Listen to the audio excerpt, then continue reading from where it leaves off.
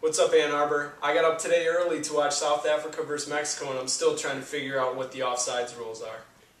Hey, what's up, Ann Arbor? Took a nap during the second half of France-Uruguay. Did I miss anything? Alright, so day one of the World Cup in the books, and I gotta say that first game, South Africa versus Mexico, 1-1 draw. Sure, all the soccer haters out there are gonna say how much, it sucks to have a 1-1 game and there's not even a winner, but if you watch that game, it was exciting. I mean, the second half especially. Mexicans fell a little bit short, but not for lack of effort. They looked sharp throughout the game, I thought, and they're just a couple strikes away from putting a 3-0 hurt on the South Africans. Yeah. Kind of win-win for everybody, though. They get the result they want, and happy start to the 2010 World Cup. Game 2, on the other hand, as I referred to, just a true napper. I think it seemed like France and Uruguay knew the result as their group, and they looked really content out there to take a 0-0 draw.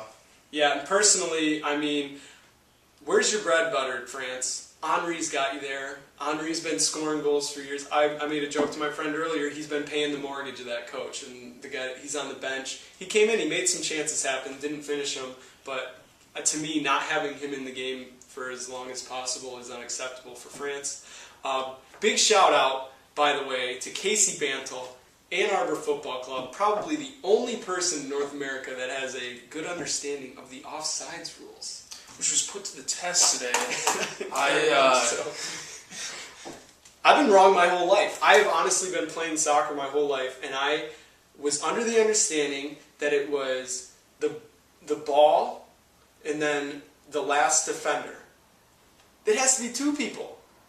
I mean, normally it's the goalie, so it doesn't come into play, but as we saw, I mean, the American announcers didn't know, I didn't know, a lot of people watching didn't know, but the ref, what was lauded as a terrible call, was a fantastic call. I texted you right away. I thought I looked like a genius because that had been a goal for Vuela. No mas. It was offside, so play on, and we're looking at everybody in Group A with 1 point. Awesome. But hey, people at Connor O'Neill's, that's where I was this morning. They were excited about it. We got some clips there. For those of you who don't know what's going on with American fandom, just look at a few of these clips. And, celebrations going on over there. It's a good time. It's Scott James, and in the Brazilian jersey, Steven Kasha on the 1s and 2s, and Adam Kasha on the table. So, a couple local business owners, Ann Arbor business owners, having a good time down at Connor's. And day 2 is going to be a lot of the same. First up, we've got this one you might want to stay in bed for. 7:30 a.m., South Korea, Greece, both pretty defensive squads. And, probably another scoreless draw. If you don't have a snooze button on your alarm clock, just watch this game. It'll put you to sleep. These teams are defensive-minded, Greece especially. They're a team that's more than happy to get into a 0-0 draw. I actually like Greece winning this game 1-0. What do you think? All right, well, I don't know. Maybe, because they have one of the top scorers in World Cup qualifying. Who's their forward? Theophanis Gakis, something like that. Anyway, he's good for a goal. And so I don't agree, but it could happen. Second game, Argentina, Nigeria.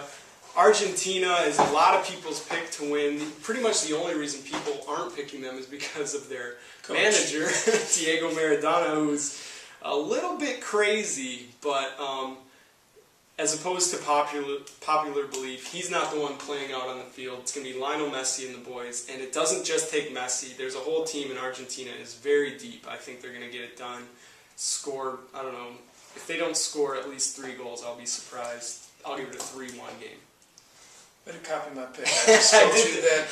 I like 1 goal for Messi. I like 2 goals from Tevez. Let's take it 3-1 Argentina, despite their coach's best efforts. All right, now it's time to talk about a game that's really been on everybody's mind since the start, since the draw came out. Primetime game tomorrow. Everybody will be watching. USA England. What say you? Well, first of all, we're not just here to talk about games. We're here to call out haters. And anybody who's cheering for England tomorrow who is American, check your passport. You are American. I don't care if your parents first introduced you to the game by watching it. I don't care if Rooney's your favorite player. If you have Manchester United posters all over your room. All that stuff doesn't matter. You are American. Root for the United States of America. We're good. We're actually getting better, and we have a good team. Sure, England is kind of the class of the world in terms of football, all that stuff, soccer, sorry. But you are American. Root for the U.S. tomorrow. And if I see an American in an England jersey, I don't know what I'm going to do. I've got a pretty good idea what he's going to do. Don't worry about it. That said, I found out the World Cup was happening 2 weeks ago, and when I started thinking about these games, I realized that I follow a little bit of Premiership soccer. I can probably name more people off the English side than the U.S. side. My bad, maybe. Still rooting for the U.S., you know that. Of course.